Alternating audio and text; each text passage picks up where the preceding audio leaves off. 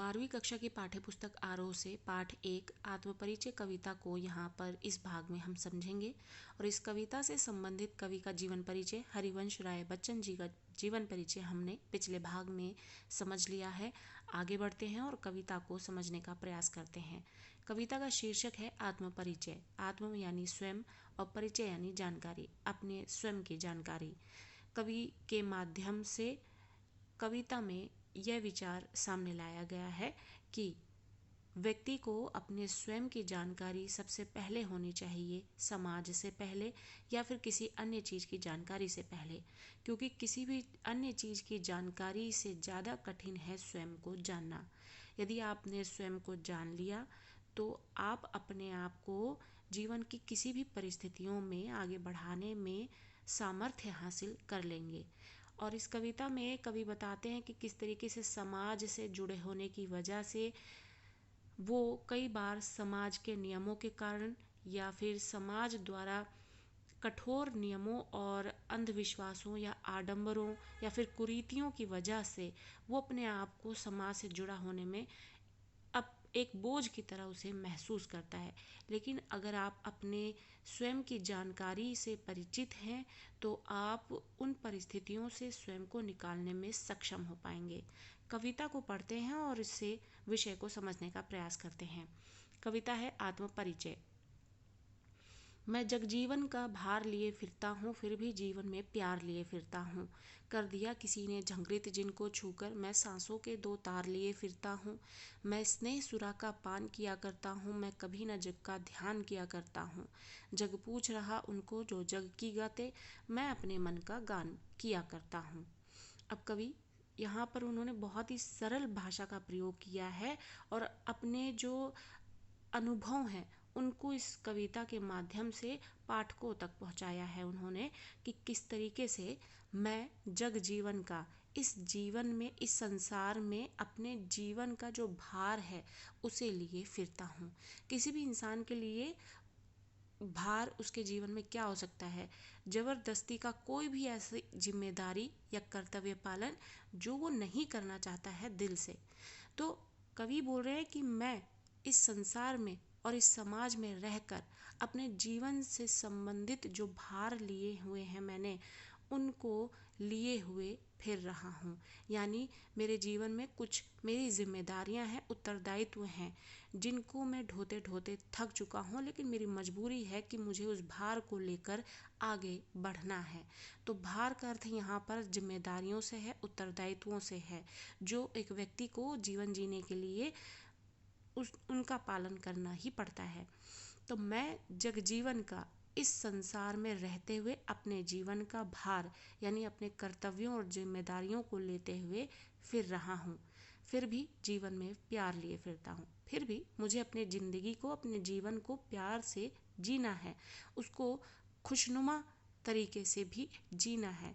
क्या हुआ अगर मेरे जीवन में कुछ जिम्मेदारियां हैं, कुछ उत्तरदायित्व हैं मेरे, तो मैं उनको निभाने के साथ साथ अपने जीवन को बेकार तो नहीं कर सकता। तो मैं अपने जीवन में प्यार लिए फिरता हूँ जिससे कि मैं अपने जीवन को खुशनुमा तरीके से भी जी सकूँ। कर दिया किसी ने झंकृत जिनको छूकर, मैं सांसों के 2 तार लिए फिरता हूँ। जैसे वीणा है या फिर आजकल के समय में आप ले सकते हैं गिटार है। इनकी तार होती हैं जिनको आप एक तरीके से, एक नियम के अनुसार छूते हैं तो उसमें से राग निकलता है, गीत निकलता है, जिसे सुनकर, महसूस करके कोई भी व्यक्ति उसमें खो जाता है क्योंकि वो उसे पसंद आता है। वैसे ही कवि के जीवन में भी किसी ने अपनी मौजूदगी से कवि को झंकृत कर दिया है। उसके स्नेह रूपी मौजूदगी ने, उसके प्यार ने, अपनी प्रेयसी के बारे में यहाँ पर चर्चा करते हैं कवि, जिनकी मौजूदगी से कवि अपने जीवन में खुशनुमा माहौल को महसूस करते हैं। और कहते हैं कि कर दिया किसी ने झंकृत, यानी उनको किसी ने अपने स्नेह रूपी स्पर्श से उनको छूकर झंकृत कर दिया है, खुश कर दिया, उन्हें खुशनुमा माहौल दे दिया है। और जहाँ वो अपने जीवन में अपने उत्तरदायित्वों और जिम्मेदारियों के तले, बोझ तले अपने आप को दबा हुआ महसूस कर रहे थे, वहीं पे अपनी प्रेयसी के स्नेह से वो झंकृत हो उठे हैं और मैं सांसों के 2 तार लिए फिरता हूँ और उन्हीं तारों के झंकृत होने से मेरी सांसें चलती हैं, जिनसे मैं अपने जीवन को जी रहा हूँ। तो जैसे कि उदाहरण दिया कि वीणा की तारों को एक नियम से, कि जिससे उसे एक मीठा राग निकल सके, गीत निकल सके, उसको छूने से उसमें वो तार झंकृत होता है, उससे गीत उत्पन्न होता है। वैसे ही कोई भी व्यक्ति आपके जीवन में जो आपको स्नेह से अपनी मौजूदगी का एहसास कराए, तो आपके जीवन को वो खुशनुमा माहौल दे देता है, जिससे जीवन जीना आसान हो जाता है। वैसे ही कवि के जीवन में भी हुआ है। उसी स्नेह को महसूस करते हुए कवि खुश है और कहते हैं आगे, मैं स्नेह सुरा का पान किया करता हूँ। स्नेह यानी प्यार, सुरा का मतलब होता है अमृत, यानी वो स्नेह जो व्यक्ति को खुश रखे वो अमृत के समान ही है उसके लिए।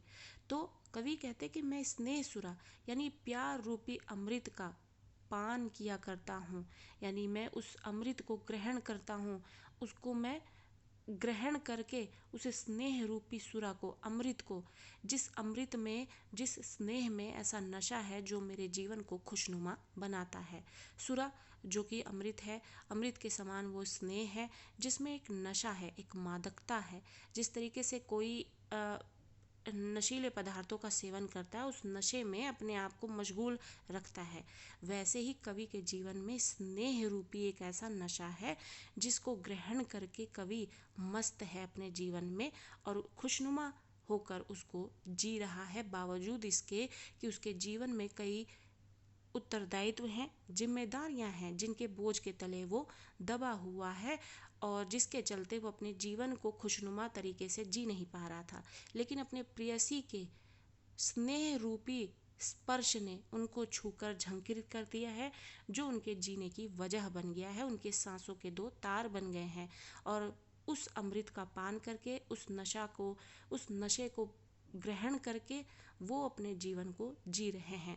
मैं कभी न जग का ध्यान किया करता हूँ और इस स्नेह रूपी अमृत को ग्रहण करने के बाद मैंने इस संसार से संबंधित जो बाधाएं हैं, जो ये संसार मिलकर मेरे जीवन में बाधा उत्पन्न कर रहा है, मुझे खुशनुमा तरीके से उस जीवन को जीने के लिए, मैं उस संसार को अब भूल जा रहा हूँ। मैं कभी न जल का ध्यान किया करता हूँ। जब मुझको मेरे जीवन में स्नेह मिल रहा है जिसके जरिए मैं अपने जीवन को खुशनुमा तरीके से जी सकता हूँ, तो मैं अपने आप को, स्वयं को इतना जान चुका हूँ और मुझ पे, मेरी इंद्रियों पर इतना नियंत्रण है मेरा कि मैं ये जान चुका हूँ कि जग के बारे में सोचने का कोई फ़ायदा नहीं, संसार के बारे में सोचने का कोई फ़ायदा नहीं है। मैं अपनी जिम्मेदारियों को निभाते हुए और अपने स्नेह सुरा का पान करते हुए अपने जीवन को जी लूँगा। जग पूछ रहा उनको जो जग की गाते, मैं अपने मन का गान किया करता हूँ। और संसार तो है ही ऐसा कि वो आपके जीवन में बाधाएं उत्पन्न करेगा, और अगर आप संसार के अनुसार, उसके नियमों के अनुसार नहीं चलेंगे तो वो बाधाएं उत्पन्न होती दिखेंगी और आप अपने जीवन को खुशनुमा तरीके से जी पाने में बाध्य महसूस करेंगे।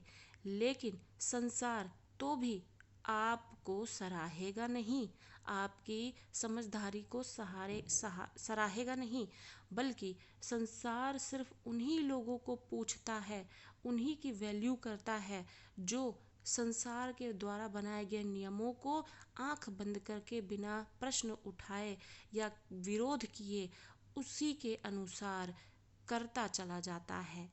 तो जग पूछ रहा उनको, पूछ रहा मतलब संसार जो है उन्हीं की वैल्यू करता है, उन्हीं की कद्र करता है जो जग की गाते, यानी जो इस संसार के अनुसार चलते हैं।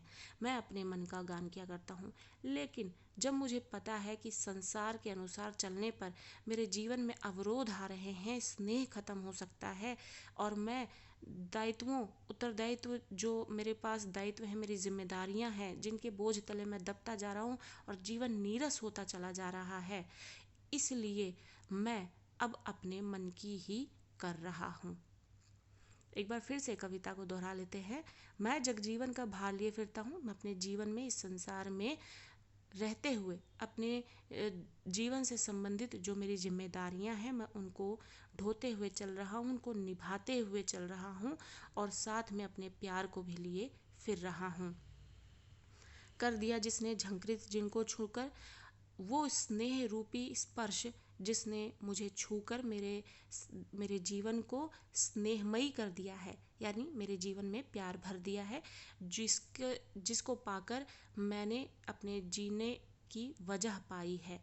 वो सांसों के तार के समान मेरे लिए है और मैं उस स्नेह को पाकर, उस स्नेह रूपी अमृत को पाकर, उसको ग्रहण करके जग को भूल चुका हूँ और अपने जीवन को प्यार से जी रहा हूँ। जग पूछ रहा उन्हीं को, और जग सिर्फ उन्हीं को पूछता है जो जग के अनुसार, यानी संसार के बनाए नियमों के अनुसार चलता है। मैं अपने मन का गान किया करता हूँ और इसलिए अब मैं सिर्फ अपने जीवन को खुशनुमा तरीके से जीने के लिए अपने मन की कर रहा हूँ और अपने अनुसार इस जीवन को जीने का प्रयास कर रहा हूँ।